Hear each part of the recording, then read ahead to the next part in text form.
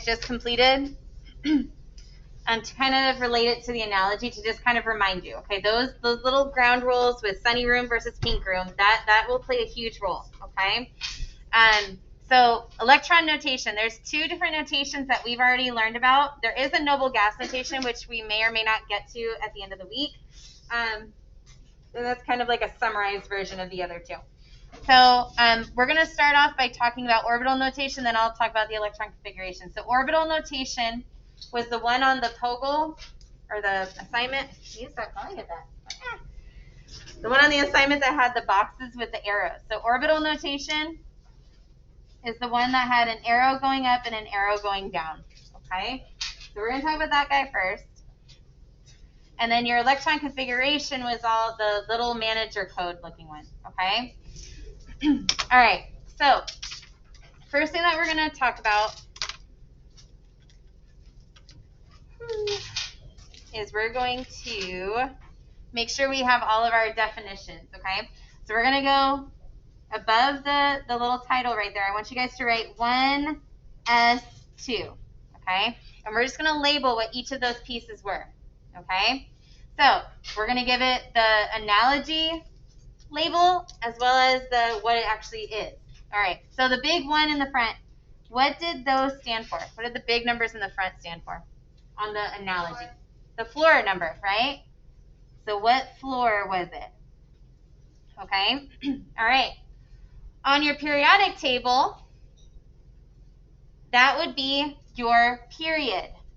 Remember, period is the ones that go horizontal, right? The left and right, whatever. So you have energy level 1, energy level 2, 3, 4, and so on. Okay, the word that we are going to use is energy level. Okay? So your energy level is always that big number in the front. Okay? All right. Then we had S. We had S and P so far, but it does go S, P, D, F. All right? So what did that stand for in the analogy? The room type. Good. So we had room type. Okay? So for your periodic table, it's going to be what side of the periodic table. Oops, sorry. Side of periodic table. The fancy word that we'll use is going to be sublevel.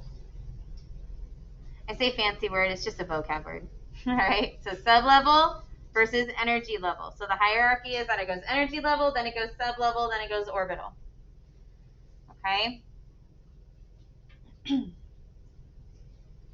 So when I say side of periodic table, that has to do with the idea that I told you that your sunny rooms were these first two columns, right? And then your pink rooms were 13 through 18. Okay, and that's how they matched up. So that's what we're defining it as. And just so you know, D is going to be all of your transition metals in the middle, and then F is going to be these bottom two rows down at the very, very bottom of your periodic table. Okay? All right. The little numbers at the top, what did those stand for?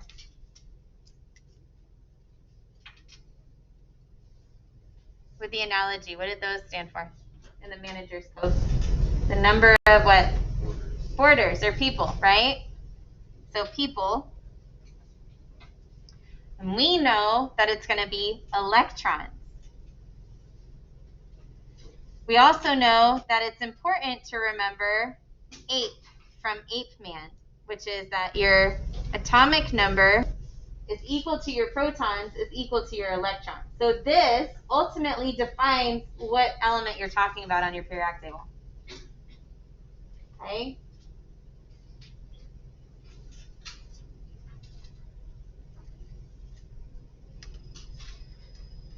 All right, so just to do kind of the same thing to set us up for orbital notation, we also know that we had, if we had, for like, say the P sublevel has 3, or the pink rooms had 3 bunk beds, right?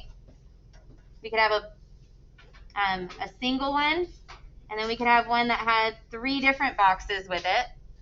So this would be your orbital or the bunk bed.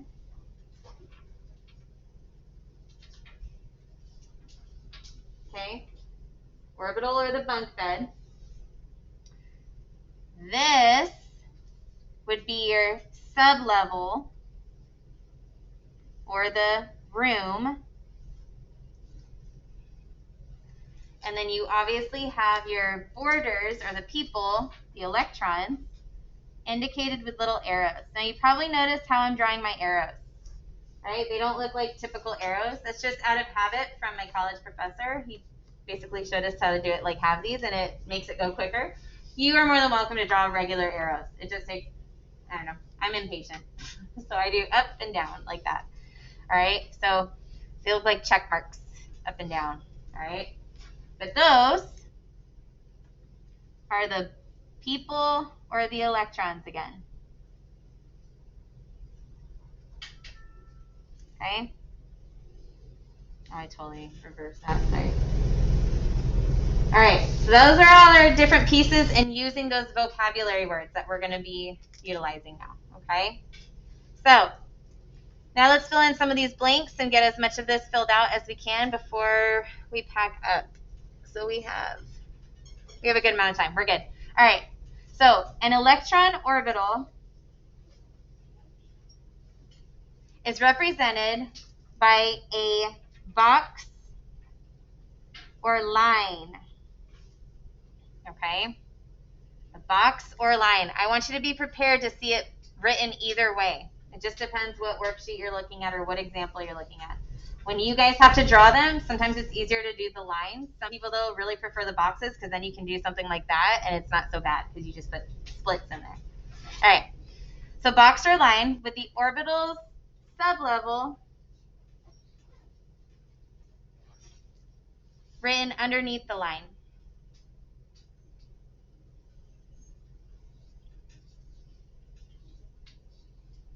So the sublevel is going to be the sunny room or pink room, remember. All right. Each sublevel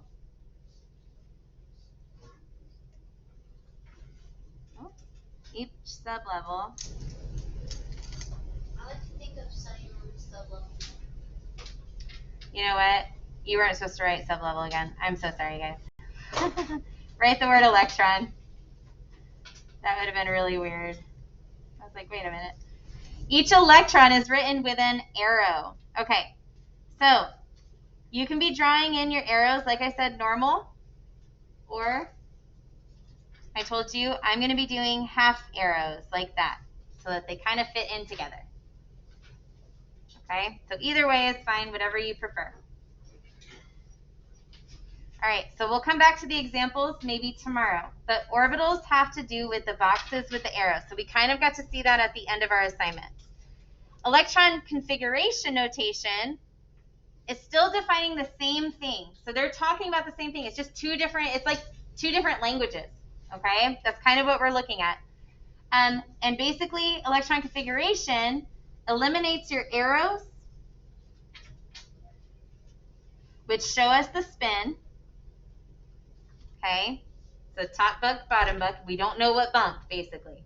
Okay, and the lines or the boxes, which means the orbitals. Right? We don't know which bunk bed it is. We don't know if you got top bunk or bottom bunk. So it's less specific. Instead, it uses an exponent to indicate the number of electrons per sublevel. Okay, and remember, a sublevel is your room type. Okay?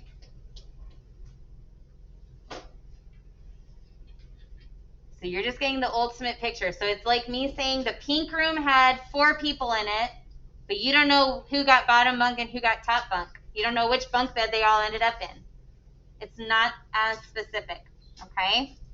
All right, it is important when you're doing this, though, to remember the maximum number of electrons. They're all limited. Just like sunny room could only hold 2. Pink room could hold 6. The other 2 that we haven't learned about yet are going to have a limit as well. So sunny room can hold 2. Can only hold 2. Pink room can hold 6. Green room can hold It can be 10. And the way you could figure that out is you count how many across there are from 3 all the way to 12. This is 10 boxes. So 1, 2, 3, 4, 5, 6, 7, 8, 9, 10. And then down here, the bottom 2 rows, this is F. It goes all the way across. That's 14. Okay? All right. Real quick, and then you guys will pack up. Number of orbitals.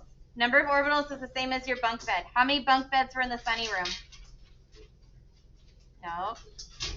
1. There's only 1 bunk bed in the sunny room. How many bunk beds were in the pink room? 3. So as you can see, it's splitting it in half. So what do you think is going to be in D? 5. What is going to be for F? What is it? Half of 14? 7. Good. All right. That'll be a good stopping point. We'll continue this tomorrow. Thank you for working so hard today. You guys did a great job.